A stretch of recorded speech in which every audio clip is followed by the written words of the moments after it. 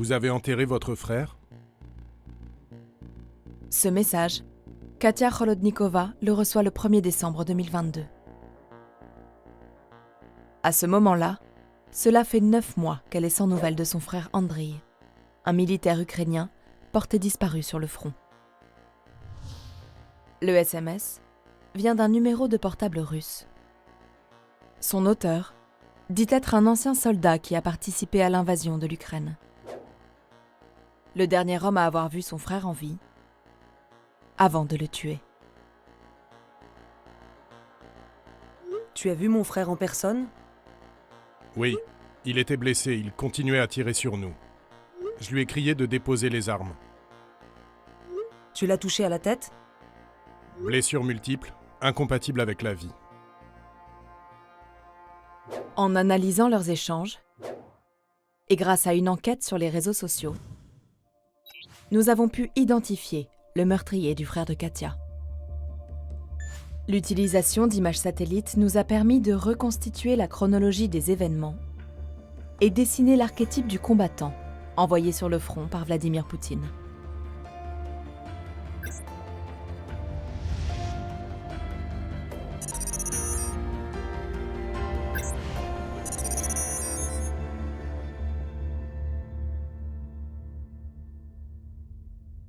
Andriy Kholodnikov, le jumeau de Katia, est soldat professionnel dans l'armée ukrainienne.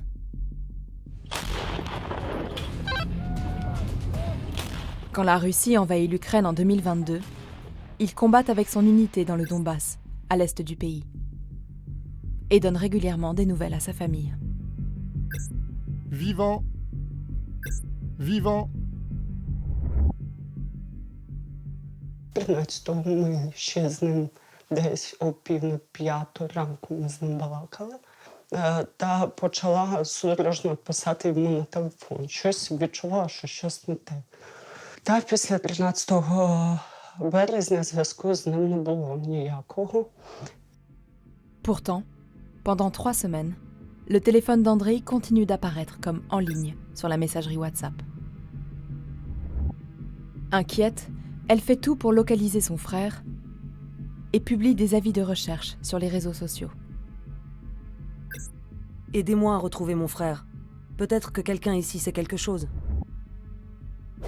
Mais elle apprend dans un décret présidentiel ukrainien publié sur Internet que son jumeau est mort.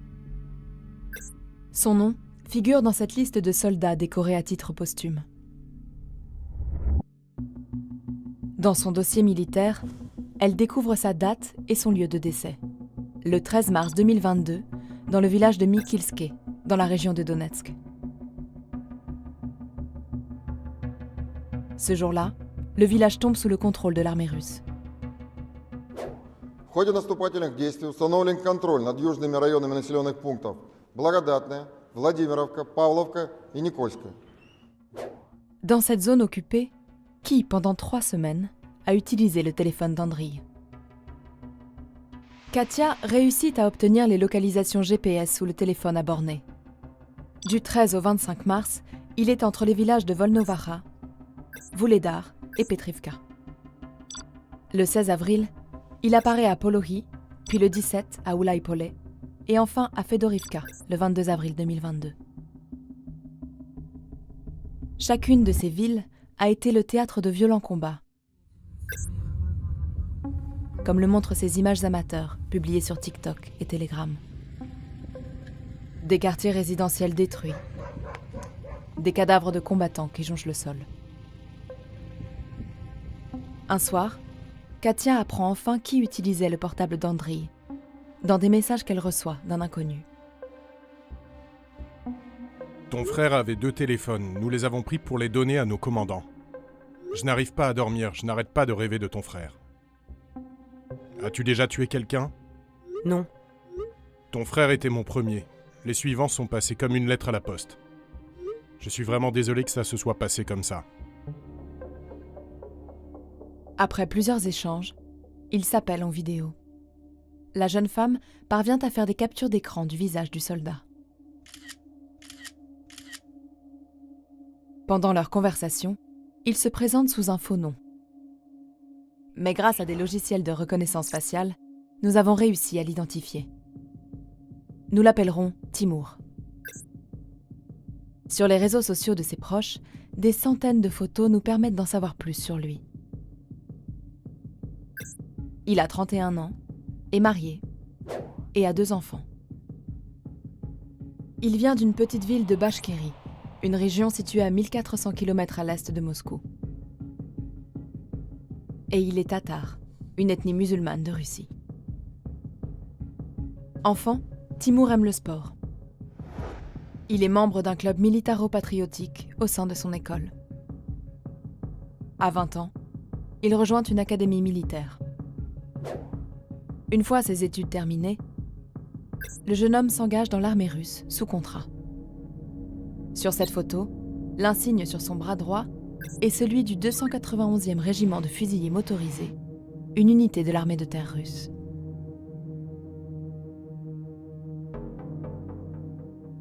La base de cette unité se situe à Borzoï, en Tchétchénie. Sur un réseau social russe, Timur apparaît sur ses photos d'entraînement militaire. L'homme à sa droite a posté cette image sur les réseaux. On y reconnaît bien la chaîne de montagnes visible depuis Borzoï. Elle est filmée ici par un automobiliste du village. Mais toutes ces images datent de 2017 et 2018. Pour prouver que Timur a bien été déployé en Ukraine et participé au combat, il faut se rendre sur le compte Instagram de son épouse. Début 2023, elle y publie ce montage vidéo. On y voit Timur dans les tranchées, ou à bord d'une voiture siglée Z, la lettre devenue le symbole de l'invasion russe en Ukraine. On trouve aussi ces images de colis que sa femme lui a fait parvenir sur le front. Transmettez à mon mari, s'il vous plaît. Son unité était donc bien présente au début du mois de mars 2022 en Ukraine. Et elle y a perdu des dizaines d'hommes, comme en témoigne cette liste détaillée des décès au sein du régiment, établie par la BBC. Mais aussi ses photos. Des portraits de militaires défunts publiés par leurs proches sur les réseaux sociaux. Pour faire son deuil, Katia veut retrouver le corps de son frère. Elle demande à Timur, le soldat russe, de l'aider. Щоб тобі стало легше, допоможи мені, тому що мені треба розуміти, де похований мій брат. Тому що ми його не поховали, обміну тілем не було. І локацію мені скинув. Типа в тому направленні ще. Mais la zone est inaccessible, comme le montrent ces cartes de l'évolution du front, publiées en ligne par des experts militaires ukrainiens. Katia tente alors de retrouver sur les réseaux sociaux des habitants du village. Elle parvient à entrer en contact avec un couple de retraités ukrainiens, Nadezhda et Mykola Kirichenko, que l'on voit ici sur des photos prises avant la guerre. Ils se trouvaient à Mykilske le jour de la mort d'Andriy. Et c'est Mykola qui a enterré le soldat ukrainien. Подивився на кітелі, дивлюсь, старший лейтенант, я так поняв, обозначення українське. Там написано на кітелі «Холодняку». Ну, я так побачив, у нього, воно вже, время пройшло багато. Ноги там видно, що було, що поранення. І в подбородку дирка була. Взяли лопати, де я там возле стовба, так, за дорогу чуть-чуть, а далі вже поле йде. Я то почав закапувати, а тут пішов Юрка крест делать. Nous lui avons montré cette image satellite de Mykilske et il nous a indiqué l'endroit exact où repose le corps d'Andriy. Ce lieu correspond à quelques dizaines de mètres près à la localisation envoyée par Timur. Nous avons voulu le joindre par téléphone. Mais depuis sa première prise de contact avec Katia, il a changé de numéro et multiplié les profils fermés sur les réseaux sociaux.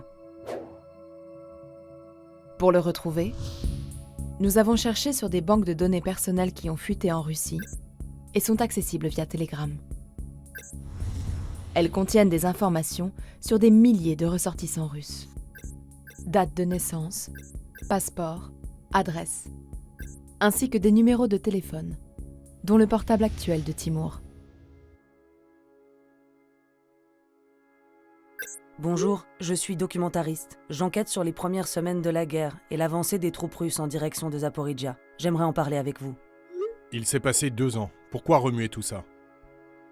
Même si je voulais le raconter, je ne le ferais certainement pas au téléphone à une inconnue. J'ai appris que pendant les combats à Mykilske, vous avez tué le lieutenant de l'armée ukrainienne, Andriy Kholodnikov. Que s'est-il passé ce jour-là? Il n'a pas répondu à ce dernier message. Mais sur les mêmes bases de données, nous avons aussi récupéré les coordonnées de sa sœur. 3 февраля утром он маме позвонил, все, мы поехали. Мы были все это время на иголках, ни связи, ничего. И у нас все связывалось. Ну, госпитали обзванивали, командиров обзванивали, фамильно искали. Все завтраками кормили.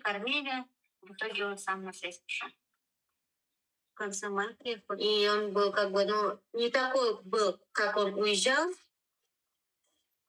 Неспокойный был, нервный был, задумчивый был. Как бы все в себе он это как бы держал. Он находился на передовой. Его бы сейчас, если бы он там остался, его бы не было в живых. Это 100%. La Bachkirie, où vit la famille de Timur, enregistre l'un des plus forts taux de mortalité des combattants en Ukraine. Selon un décompte de la BBC, 1509 hommes originaires de cette région sont morts depuis février 2022. Ces données, collectées en sources ouvertes par des journalistes et des bénévoles, ne représenteraient que la moitié des pertes réelles.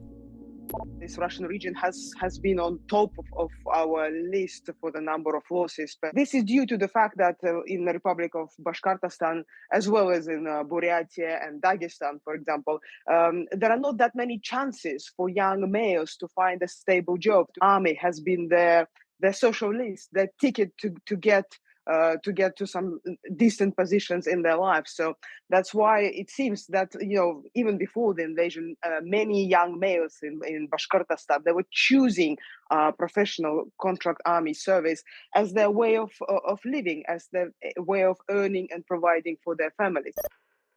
Dans ces régions, indiquées en rouge très foncé sur la carte, vivent de nombreuses minorités ethniques. Elles ont payé le plus fort tribut durant la première année de guerre. Timur, lui, n'est pas retourné au front. Selon sa sœur, il travaille désormais dans le Grand Nord. Mais son unité continue de combattre en Ukraine. Dans une vidéo, publiée le 2 novembre 2023, un soldat du 291e régiment se plaint du manque d'équipement. Нашему подразделению требуются ночники, тепляки и ночные птички. Что-то наподобие мавиков третьих. Прошу помощи. Кто поможет, будем очень благодарны. Очень. Спасибо. Pour motiver les hommes russes à s'engager dans l'armée, le ministère de la Défense a multiplié les campagnes de recrutement. Si tu es un homme, sois-le vraiment. Et propose des salaires astronomiques. Un soldat mitrailleur gagne par exemple l'équivalent de 2200 € par mois, soit presque 4 fois le revenu moyen en Bachkirie, région d'origine de Timur. Сейчас многие едут из-за денег, да, я знаю, у меня есть тоже знакомые, поехали вот в ноябре, а в начале декабря их уже нет. А смысл туда ехать? Из-за денег? А эти деньги можно и здесь заработать. А потом 200-м возвращаться, или 300-м, или вообще, который вот всю жизнь будет лежать в постели и смотреть в глаза. Зачем? Pour combler les pertes humaines importantes, le Kremlin a décidé de continuer à recruter massivement. D'ici fin 2024, 400 000 nouveaux soldats viendront grossir les rangs de l'armée russe pour atteindre un effectif total d'1 300 000 hommes.